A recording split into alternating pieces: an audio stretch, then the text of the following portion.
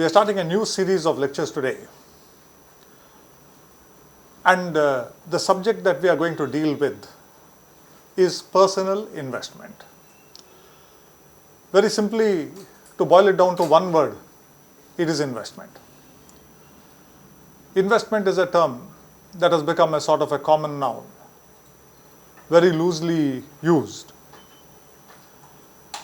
Most of us use the term investment without any idea about exactly what investment is. So what we are trying to do in this series of lectures is to give you a very sound theoretical framework, a theoretical foundation about this one word called investment. Now, when I use the term theoretical foundation, this is not some dry academic armchair theory. This is theory that has been worked backwards from practice. So as we go along, you will find that most of this so-called theory has ramifications in practice, has implications in practice. And if you remember some of the simple points about personal investment, you will be able to avoid almost all common errors made by people in investment.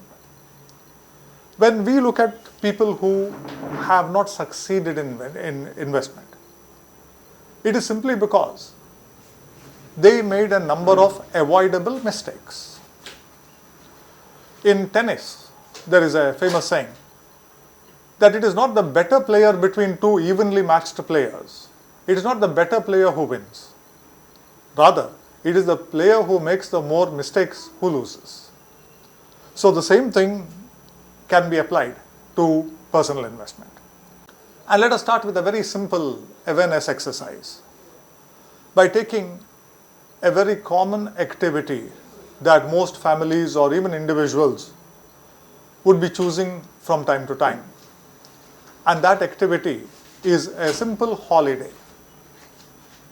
If we look at a holiday, a family vacation, let us try to imagine for a moment the kind of planning that goes into a family vacation. Sometimes for weeks, if not months, before the actual vacation, the vacation will be a very important subject at your breakfast or lunch or dinner table. A consensus will be found. The destination will be chosen. The mode of transport, where to go, when to go, how to go. Dates will be chosen depending upon the children's holidays. Leave that can be granted to an employee or employees. If both husband and wife are working, they have to select a time when both can get leave. Once we go there, what are we going to do? For some people, holidays means doing virtually nothing, just relaxing. For other people, it means a series of activities or visiting various kinds of places. If there are some specialized goods or articles to be purchased in the place we are going to, we keep some time for shopping. And to cover all of these activities or to get the best out of our holiday, we mentally say or mentally prepare ourselves for a certain budget. We are going to spend so much on this holiday. Most holidays would last about a week on the average. Some may go up to even 2 weeks. Some may be just for 2 days, but on an average, say 7 or 8 days. For a 7 or 8 days activity of leisure, let us try to imagine the kind of planning that is done. And then contrast it with one more activity that continues throughout our adult working life, our economically productive life. And that activity is working, earning, spending, and saving. If we assume that we are all common-sensed people who will ensure that what we spend is less than what we earn, there will be a surplus left over. That surplus has to be saved and invested as per a well thought out plan. When we compare the kind of planning that goes on for, let's say, a week's holiday and contrast it with how much we plan for, what we have to invest over, let's say, 3 or 4 decades of a working life, do we even have the slightest kind of planning for our own savings and investment? Do we understand what investment is, what it entails? Do we just dump money? Actually, people say that there is a difference between saving and investment. According to me, there is another very much more dangerous term. Most of us don't even save. Forget about investing. It is dumping money. Some money is there in the savings account. So the first insurance or small savings agent who comes along, or bank manager tells you, year end is coming or quarter is ending, I need some deposits. I've got some 3 lakhs in my SBI account. Okay, put a fixed deposit. This is dumping. This is not saving. So this is the kind of problems that we encounter when we look at personal investment. The good news is that while saving and investment is a sustained activity that lasts across decades, you do not need too much of effort to be an effective investor. And this whole series of talks is leading you precisely into that direction. Gloria Steinem, a famous American journalist, says, rich people plan for 3 generations. Poor people plan for Saturday night. The long-term vision that someone has in investment and savings is very, very important. Otherwise, people are living from hand to mouth. A lot of people who are not very literate, laborers, daily wage earners, they live for their weekly wages. The moment that is received, it is blown up. Maybe a little bit is kept for the next 1 week's provision. Living from week to week virtually. The problems arise when they are no longer capable of working, or if they get injured during work, or if they fall ill with a serious disease. Frank Netti has a beautiful saying, sound investment will decrease the time during which you work for money and increase the time during which money will work for you. This is what sound investment will do. You have to nurture it. It's like growing a tree. Just because you have planted a sapling does not mean you will get fruit the next day. But if you nurture it, before long it will give you fruit and continue giving you fruit.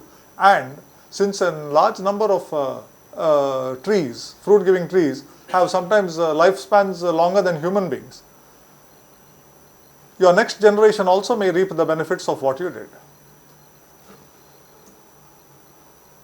The importance of planning. A planned activity is generally much more effective and involves less wastage than an unplanned one. Any activity, planning is important. Now, we Indians, where intelligence is concerned, we rate pretty highly. It's not that certain people of the so-called advanced countries are superior to us in any way, where simple intelligence is concerned. But we fall behind in 2 activities. One is planning. The second is documentation. For some reason, we don't want to write things down. These are the 2 areas where we fail, or we at least lag behind. I've talked with a number of people from outside. Everything is planned in advance. You ask an educated Westerner what he is going to do this evening, he knows. Tomorrow he'll tell you, he'll probably give you his 1 week's schedule. This is what I have planned. And he will not allow anything to interfere with the planning. Whereas you ask someone from here, what are you doing this evening? Oh, what am I doing this evening? He throws the question back at you. What are you doing tomorrow? Oh, I have to think about it. Persons like us who are quite busy, we do our planning well in advance. I cannot live life without a proper plan. You ask me what I'm doing next Wednesday, I'll tell you. At least for 5 to 6 days, I know what I'm doing. I know where I'll be, generally at what times. Coming and speaking at a place like this is also very well planned, sometimes 2 or 3 weeks in advance. In fact, probably at the end of this lecture, we'll be fixing the next 2 lectures. It's not difficult. If we attempt it, it becomes a habit before long. If we do it, we become very much more effective. If we are not effective, the other side of the coin is we'll be wasting money. And the same is very, very true of investment. If our investment is not effective, it is wastage. This is what we have to guard against. When we look at the common investor anywhere, not just in India, anywhere, the common investor suffers from 2 disadvantages. The whole process of life is speeding up thanks to technology, thanks to other things. People work in office, people carry work home. There are enormous pressures that are work related, employment related. Some people say that teachers, professors do not have too much work. May not be entirely true. They may appear to have a number of holidays, etc. Very often they have got very serious and stressful work of corrections, or sometimes they have to carry work home and finish things within a certain period. There are constant inspections and so on. So today this old concept of 9 to 5 jobs and all that are quickly disappearing. Professionals work very hard. People like doctors may not have the time at all. They can get a call at any time. They can be in the morning if there's an emergency. So a good deal of our time is taken up by employment or business or profession related responsibilities. We also have domestic responsibilities in case we have families, children's education, some small niggling repairs at home, some other things to be planned, taxes to be filed. There are domestic responsibilities. Simple things like even weekly provisions, the hiring of domestic help, taking care of elders sometimes in the family if they need it. All these will also occupy our time. So when we look at the work-related responsibilities and the domestic responsibilities, a normal investor does not have too much of time to spend on financial and investment planning. When that is the case, the next question that arises is, because people do not have too much of time, can they afford to neglect this particular aspect? Can we afford to relegate personal investment or financial planning to the backbench? The answer, sadly, is no. You have to bother about personal investment. I always give this example because it's relevant. Take a rocket scientist.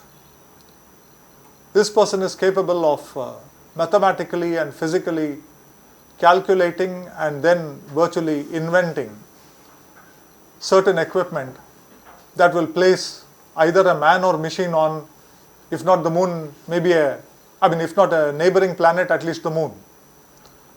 That is the level of knowledge they have. A person like me knows nothing about rocket science. In fact, if I picked up a book on rocket science which did not have a title, I would not be able to say that this is a book on rocket science. Can I afford to live my life with a reasonable degree of success, knowing nothing about rocket science? I can. If I know nothing in whatever remaining lifespan I have, I don't pick up any knowledge about rocket science, nothing will happen to me.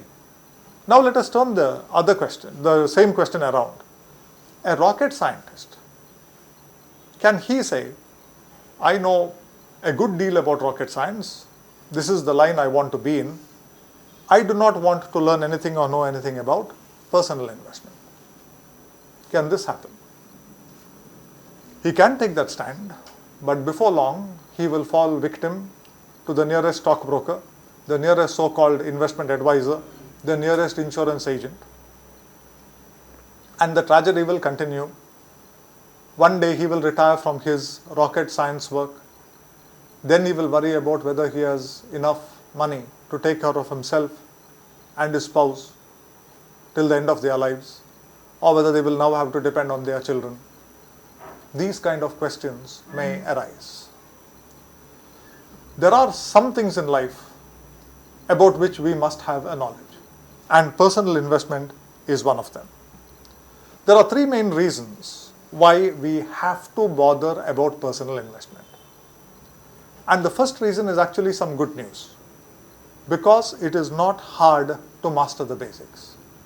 Personal investment is extremely simple. In my classes on personal investment, including this particular thing that we are going through now, I've had doctors, I've had engineers, I've had some people from the arts streams, nothing to do with commerce. Of course, I've had commerce and management students. Nobody had a difficulty in understanding anything to do with personal investment. This term investment, about which we are reflecting throughout this series of talks, it is not just widely used, it is many times wrongly used. Let's try to understand why it is not hard to master the basics. Warren Buffett said, investing is simple but not easy.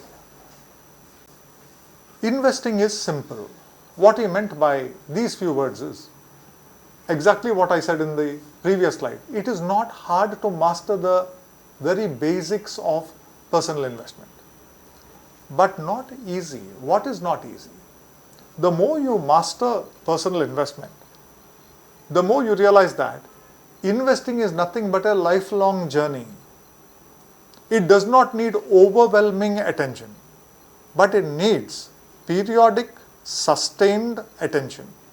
It also needs a certain self-discipline, a discipline that we impose upon ourselves to see that we persevere with a plan. Repeatedly we see ineffective investors. There is a plan, they will not stick to it. They have to make a monthly investment in stocks or equity mutual fund. Yes, they will do it. Sometimes they may do it for even 2 or 3 years. Suddenly they will withdraw. Suddenly they will change something. Suddenly they will reduce it, or they will stop it, or they will try to do something on their own without having the knowledge or the ability or the qualifications to do so. These kind of things we see repeatedly. So getting knowledge about personal investment is not easy, but implementing and persevering with a plan can be quite difficult. There is a misconception about this word investment. Let me clear that misconception right now.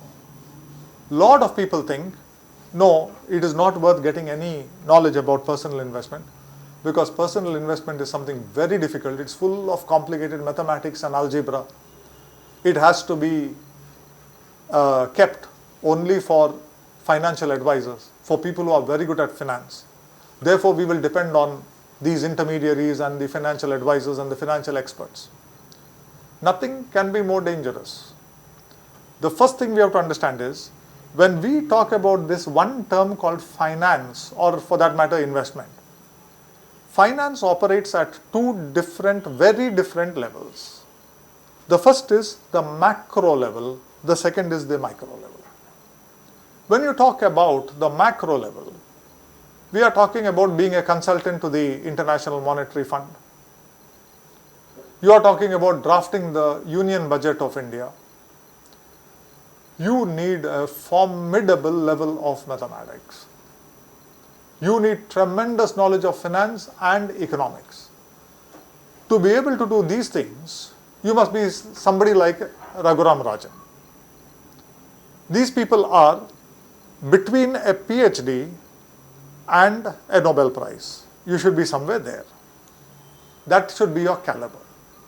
You and I cannot hope to do anything or come close to doing these kind of things. Finance also operates at a micro level. the level of you and me, personal investment. At this level, it is extremely easy. Extremely easy. There's a huge difference between this kind of finance and this kind of finance. Or this level, I would say. Not kind, the level. Anybody, you can be a doctor, you can understand finance here. But the financial services industry loves to confuse and not disclose this to you. They will always tell you that even at the individual or personal level, it is complicated, which is wrong. This is the first thing you have to understand. A cross-section of normal people like you is probably sitting here or joining us live simply because at the back of your mind, you think, or you at least have an idea that we will derive something of value from this. You may be able to derive something of value from this lecture. You can derive a lot from good reading. And you can derive genuine knowledge about finance and investment at the micro level. And once you have got that kind of knowledge, that's all you need. In fact, let me tell you, I'm going to give you in this particular presentation knowledge in a very simple form. No maths, no equations. And this knowledge is even much more than, say, I would use in my own practice back in my office, or somebody like Deepak here would use probably in his practice. We have all this at the back of the mind, but we may not go so deep. It's not required. It's very simple. So what Warren Buffett said is very true. Investing is simple, but not easy. Burton Malkiel heads the Department of Economics at Princeton University. In 1973, he wrote an investment classic, A Random Walk Down Wall Street. I still remember this first edition was, I think, in 1973, and the second edition was a few years later. I was in the second PUC that time, and I was sitting in the college library reading Time magazine, where I came across a review, one column review by Time of Burton Malkiel's second edition of A Random Walk Down Wall Street. Now it's in its 11th edition. And I was fascinated because the review said that in 1973, this book was first published and it took the entire investment world by storm. Because what Burton Malkiel said was, if you blindfold a chimpanzee that is trained to throw darts at a dartboard, and on that dartboard you have a Wall Street Journal page of stock prices. Wherever the darts fall, you pick that stock. It's totally random selection. No securities analysis and portfolio management. And you constitute a portfolio of stocks. That portfolio of stocks is likely to perform as well or as badly as a portfolio of stocks picked by the experts. So this was what Malkiel said, and he gave scientific proof to establish it. And this was one of the first shots fired in the war between active fund management and passive fund management, the efficient markets hypothesis, from which they derived something called the random walk theory, that in the short term, stock prices or stock price movements or market movements cannot be predicted. This is what Malkiel said. What does Burton Malkiel say? He says, the more I have studied securities markets and gained the practical experience in investment management, the more I am convinced that there is a very simple step-by-step strategy that will allow individual investors to obtain better returns with less risk than even the sophisticated professionals achieve. So when some stockbroker or insurance agent or mutual fund person tells you what a superb research department we have, how our tips have enabled people to become mini Warren Buffetts, you have to take it not with a pinch of salt, but with a whole wagon load of salt. Burton Malkiel says this very clearly. A normal person, using a little common sense, reading a few good books, can sometimes or most times obtain better returns than even sophisticated professionals. Then he goes on to say, the rules for achieving financial security through savings and investment are extraordinarily simple. Warren Buffett said investing is simple. Malkiel is saying extraordinarily simple. A small degree of self-sacrifice may be required. Discipline and persistence are definitely required. But obtaining well above average investment returns is strikingly easy. Look at the meeting of minds here. Warren Buffett saying investing is simple but not easy. Burton Malkiel says extraordinarily simple, strikingly easy. He's saying the same thing. But what he's saying is, in order to make this simple activity easy and effective, small degree of self-sacrifice may be required. Discipline and persistence are definitely required. This is not the kind of discipline that we are used to in, let's say, educational institutions. It's a kind of mindless autocratic discipline. The highest form of discipline is self-discipline. Some control I impose on myself, not what is imposed on me by others or what I impose on others. Something that I control myself, I impose on myself because I know that by doing so, I can become effective in something. So this is a beautiful saying. It's worth reading this again. The rules for achieving financial security through savings and investment are extraordinarily simple. A small degree of self-sacrifice may be required. Discipline and persistence are definitely required, but obtaining well above average investment results is strikingly easy. This is what Burton Malkiel said. Albert Einstein, he has this beautiful saying, everything should be made as simple as possible, but no simpler. This was in the context of a visit to one of the top universities in the US, where all doctoral and postdoctoral students were anxiously waiting for a visit by Einstein. And they had prepared a very complex model on quantum physics. And they presented it to Albert Einstein to go through. And everybody was waiting with bated breath about what he is going to say about this model. At the end of it, he uttered this sentence: everything should be made as simple as possible, but no simpler. He found the model of the students too complicated, too complex. What he's saying is, keep things very simple, but do not oversimplify. Do not oversimplify. This is a beautiful saying, and that is why in all my talks, I try to keep things as simple as possible. Not because I've got some fetish or obsession with simplicity, but because I have found from practical experience that when we keep things at a simple or basic level, we simply are more effective. So, 3 important points about an investment plan. If your investment plan seems too simple, you have probably got a good plan. If you think your plan will make you get rich quickly, both you and your plan need a change. If you find an investment that makes any claims about future returns, run. Investment is something like a marathon. It is not a 100-meter dash. We have to persevere with it. It has to be nurtured. Whenever you want to know what investment is, think of a tree that will give fruit after 5, 6, 7, 8 years, but then continue giving fruit probably for decades thereafter. Something that will help not just the person who planted it, but 1 or 2 generations that come after him. That is investment. That is investment. It's not a get-rich-quick scheme. Nobody can promise you what's going to happen.